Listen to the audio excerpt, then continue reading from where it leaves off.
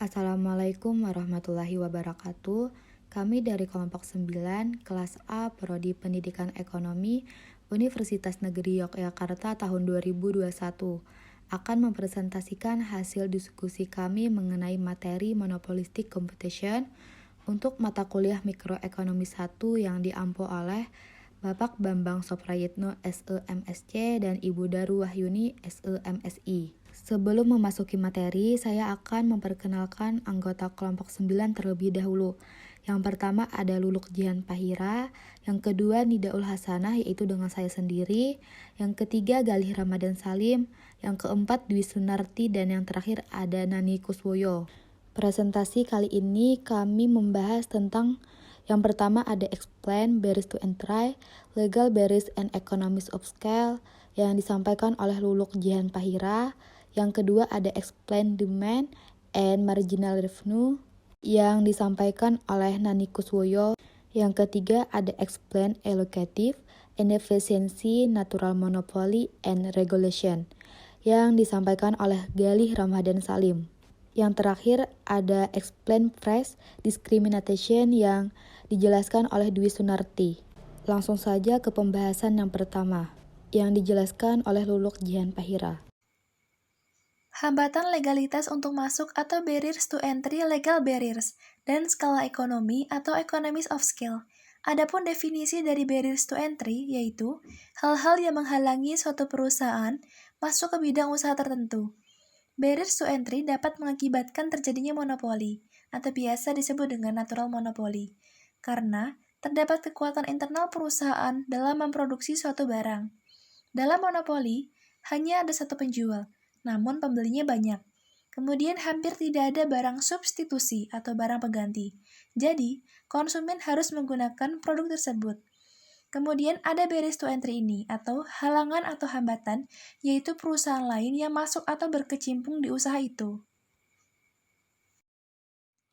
Pada barriers to entry, terdapat dua jenis hambatan, yaitu hambatan struktural dan hambatan buatan. Pada hambatan struktural, terdapat beberapa hal yang menghambat suatu perusahaan lain masuk ke dalam bidang usaha tertentu. Yang pertama yaitu dari sisi skala ekonomi. Jika pasar memiliki skala ekonomi signifikan yang sebagian besar telah dieksploitasi oleh perusahaan yang ada, maka pendatang baru akan terhalang. Yang kedua yaitu efek jaringan. Ini mengacu pada efek yang dimiliki beberapa pengguna terhadap nilai produk atau layanan bagi pengguna lain. Jika jaringan yang kuat sudah ada, mungkin membatasi peluang pendatang baru untuk mendapatkan jumlah pengguna yang cukup. Yang ketiga yaitu biaya penelitian dan pengembangan yang tinggi. Ketika perusahaan menghabiskan banyak uang untuk penelitian dan pengembangan, seringkali ini menjadi sinyal bagi pendatang baru bahwa mereka memiliki cadangan keuangan yang besar, sehingga perusahaan lain akan mempertimbangkan kembali untuk tidak masuk ke bidang usaha tersebut. Yang keempat yaitu biaya penyiapan yang tinggi. Banyak dari biaya ini merupakan biaya hangus yang tidak dapat dipulihkan saat perusahaan meninggalkan pasar, seperti biaya iklan dan pemasaran, serta biaya tetap lainnya. Yang kelima yaitu kepemilikan sumber daya utama atau bahan mentah. Dengan memiliki kendali atas sumber daya yang langka, maka perusahaan tertentu akan menciptakan sebuah hambatan masuk yang sangat kuat. Sedangkan hambatan buatan untuk masuk yaitu yang pertama, penetapan harga predator serta akuisisi. Perusahaan mungkin dengan sengaja menurunkan harga untuk memaksa pesaing keluar dari pasar. Perusahaan juga mungkin mengambil alih saingan potensial dengan membeli saham yang cukup untuk mendapatkan kepentingan pengendali. Batasi penetapan harga. Saat perusahaan yang ada menetapkan harga rendah dan output tinggi, maka calon pendatang tidak dapat memperoleh keuntungan pada harga tersebut. Yang ketiga yaitu periklanan. Ini termasuk sunk cost, atau biaya yang terjadi di masa lalu dan tidak dapat diubah sekarang maupun di masa mendatang. Semakin tinggi jumlah yang dibelanjakan oleh perusahaan lama, semakin besar pencegah pendatang baru untuk masuk. Yang keempat yaitu merek. Nilai merek yang kuat menciptakan loyalitas pelanggan dan karenanya menghambat suatu perusahaan baru untuk masuk. Yang kelima yaitu kontrak paten dan lisensi. Menjadi sulit perusahaan baru untuk memasuki pasar ketika perusahaan yang ada memiliki lisensi, paten, maupun kontrak eksklusif. Yang keenam yaitu skema loyalitas. Skema dan layanan khusus membantu mempertahankan loyalitas pelanggan dan mencegah pendatang baru yang ingin mendapatkan pangsa pasar. Yang keenam yaitu biaya peralihan atau switching cost, yaitu biaya yang dikeluarkan oleh pelanggan ketika mencoba untuk beralih pemasok. Karena ada barriers to entry ini, terjadilah monopoli. Adapun penyebabnya yaitu perusahaan memiliki atau menguasai sumber daya strategis atau pengetahuan teknik produksi yang tidak dimiliki oleh perusahaan lain. Selanjutnya yaitu pemerintah juga memberikan lisensi, yaitu memberikan hak untuk menguasai atau monopoli.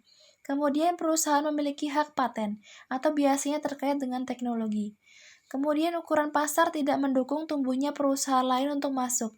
Misalnya karena skala ekonomi yang begitu besar, perlu biaya banyak, sehingga perusahaan lain tidak mungkin untuk masuk ke dalam bidang usaha tersebut. Yang kelima yaitu kebijakan perusahaan membatasi harga dengan tujuan untuk menghalangi pendatang baru untuk masuk. Pengertian dan konsep economies of scale. Economies of scale atau skala ekonomi merupakan fenomena turunnya biaya produksi per unit dari suatu perusahaan yang terjadi bersamaan dengan meningkatnya jumlah produksi atau output. Ketika kita memproduksi sesuatu barang yang mula-mula berada pada titik CQ, ketika kita meningkatkan jumlah produksi, maka akan terjadi penurunan biaya sehingga menyebabkan titik CQ berpindah ke titik C1 Q2. Skala ekonomi bersumber dari yang pertama, pembelian atau sebagian besar membeli bahan melalui kontrak jangka panjang, sehingga ketika perusahaan menambah jumlah produksinya, karena ada kontrak tersebut, jadi perusahaan mudah untuk membeli bahan. Yang kedua yaitu bersandar pada manajemen, yakni meningkatkan spesialisasi manajer. Hal ini dimaksudkan untuk membagi jumlah manajer untuk melaksanakan tugasnya masing-masing. Tujuannya yaitu untuk menurunkan biaya ketika menambah jumlah produksi.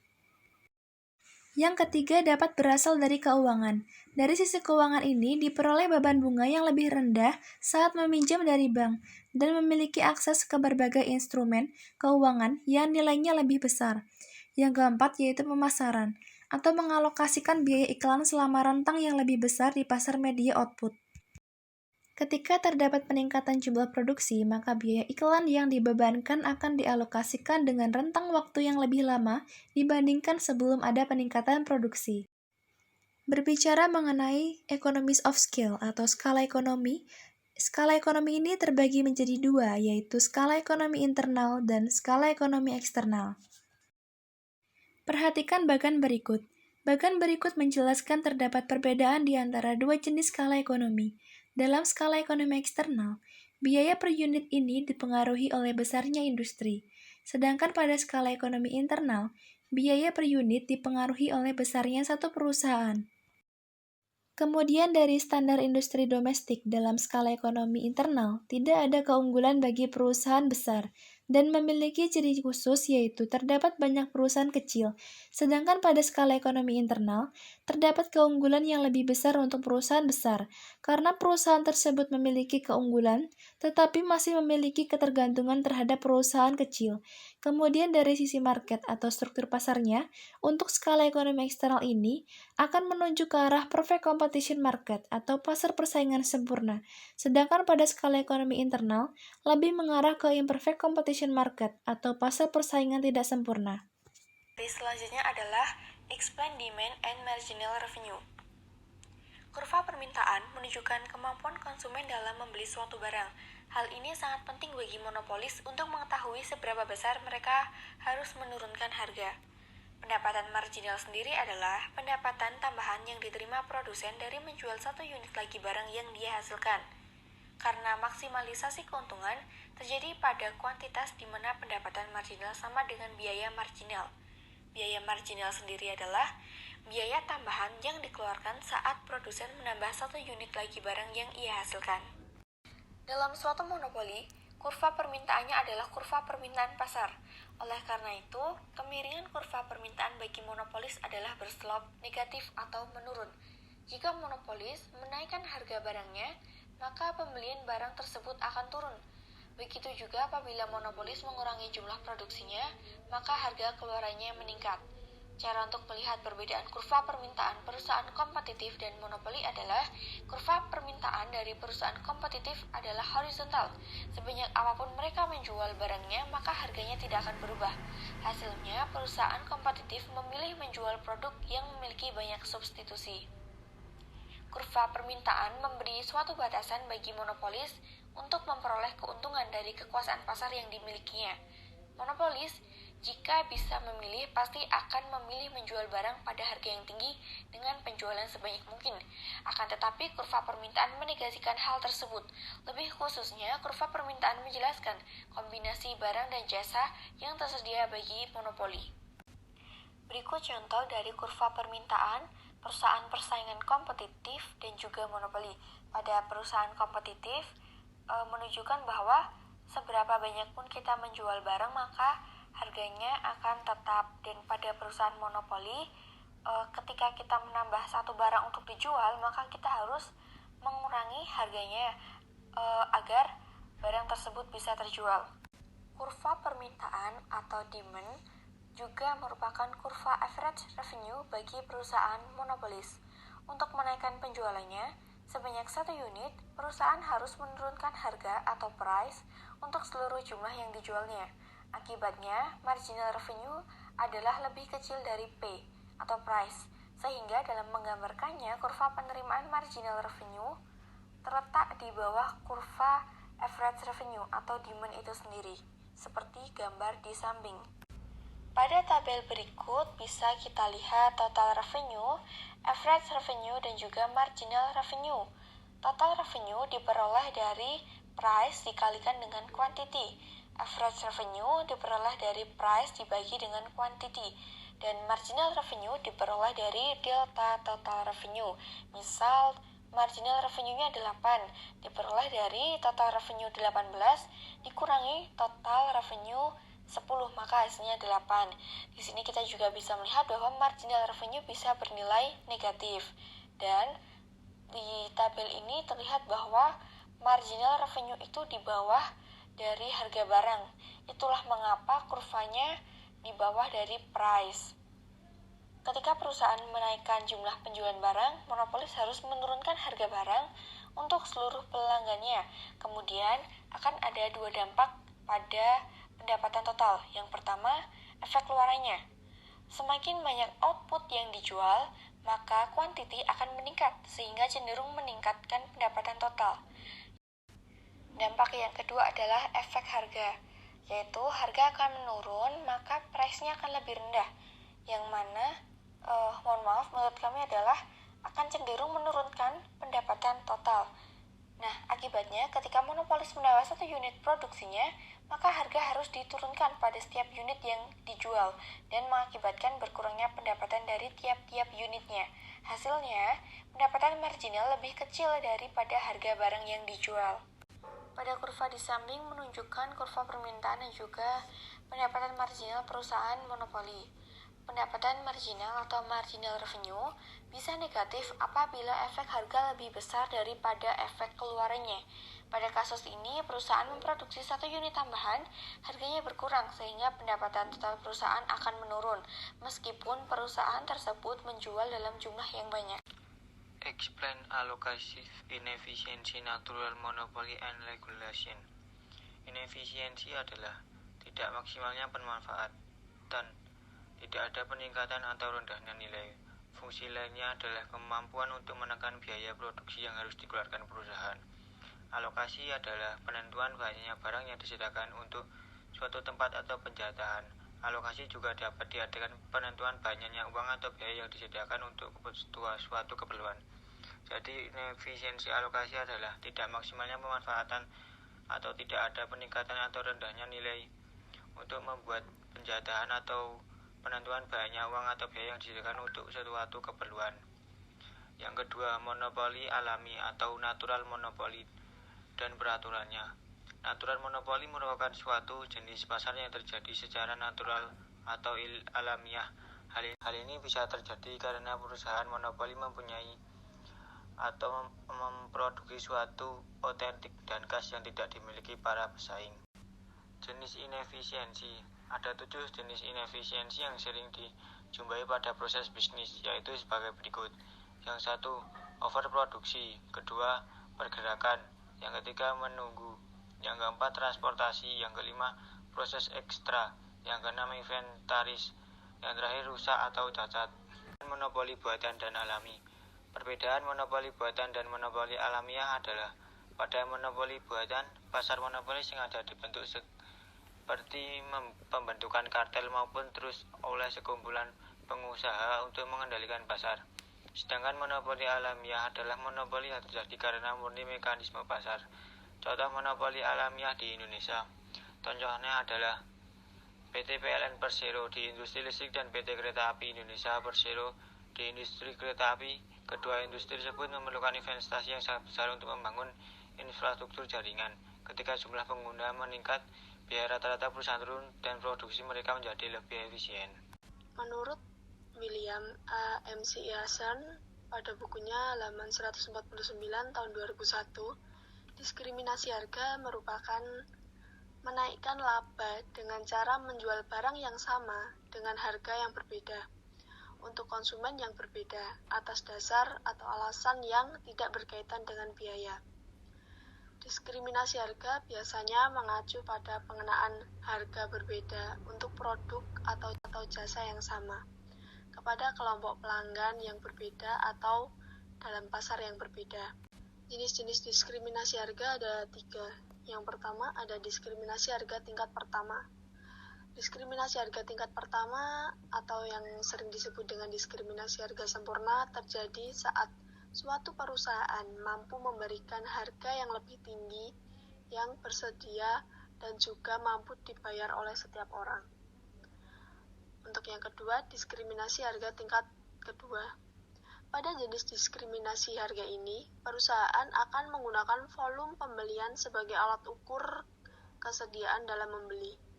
Volume pembelian pun nantinya akan menunjukkan bagaimana pihak pelanggan dalam menilai suatu produk. Perusahaan menggunakan strategi ini sebagai cara dalam membedakan harga pada setiap pelanggan. Jenis yang ketiga ada diskriminasi harga tingkat ketiga. Diskriminasi harga jenis ini bisa terjadi bila perusahaan mampu mengelompokkan pelanggan pada beberapa segmen dengan berdasarkan variabel geografis ataupun variabel non-volume lainnya. Pada diskriminasi harga derajat pertama ini, untuk dapat melakukan kebijakan diskriminasi harga pertama, monopolis harus mengetahui permintaan dari setiap konsumen. Pada diskriminasi harga derajat pertama ini, monopolis mengambil seluruh surplus dari konsumen.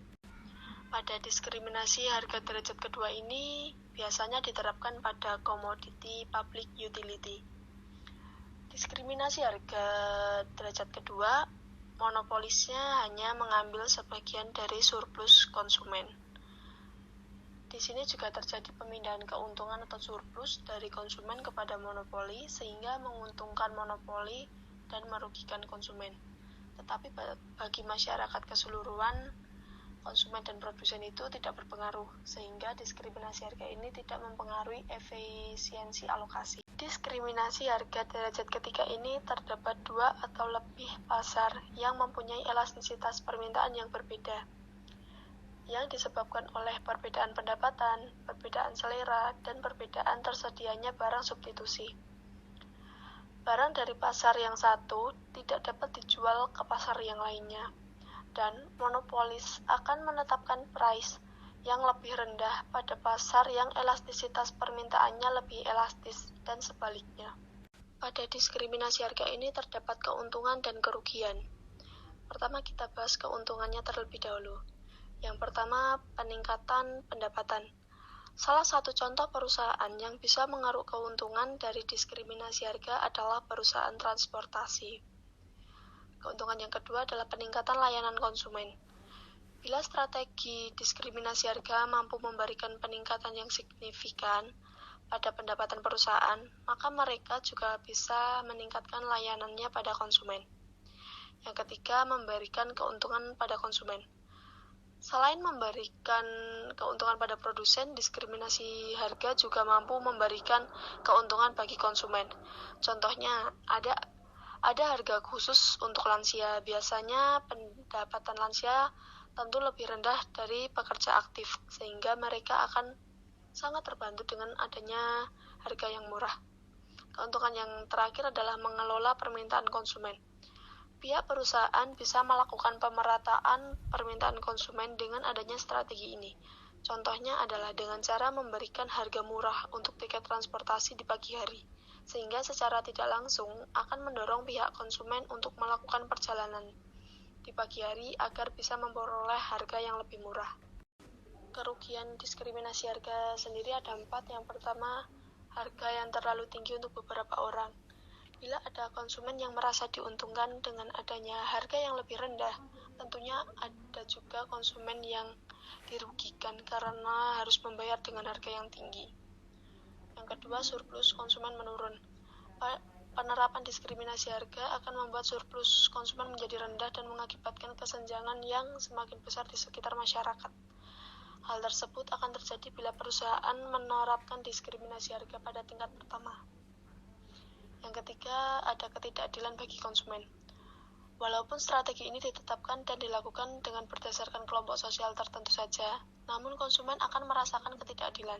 Contohnya, orang dewasa dan lansia harus membayar suatu produk dengan harga yang berbeda. Untuk yang keempat, ada biaya administratif. Biaya administratif yang harus dikeluarkan perusahaan akan berakibat pada peningkatan harga produk secara langsung. Contoh penerapan diskriminasi harga ada 4. Yang pertama, pada industri transportasi. Transportasi adalah industri yang paling besar dalam hal menerapkan diskriminasi harga. Seluruh transportasi saat ini, mulai dari transportasi darat, laut, hingga udara, menerapkan tarif harga yang berbeda-beda. Untuk yang kedua, ada harga retail. Pihak produsen bisa menjual produknya pada satu perusahaan retail yang sama pada beberapa daerah secara bersamaan. Yang ketiga, ada kupon. Memberikan kupon adalah cara produsen agar bisa membedakan konsumen mana yang lebih sensitif pada harga dan mana yang tidak, sehingga pihak produsen bisa menarik harga yang lebih tinggi untuk mereka yang tidak sensitif pada harga. Dan yang terakhir, ada harga premium. Harga premium yang ditetapkan pada suatu produk, artinya produsen mengeluarkan biaya marginal yang lebih tinggi untuk produk tersebut daripada produk lainnya.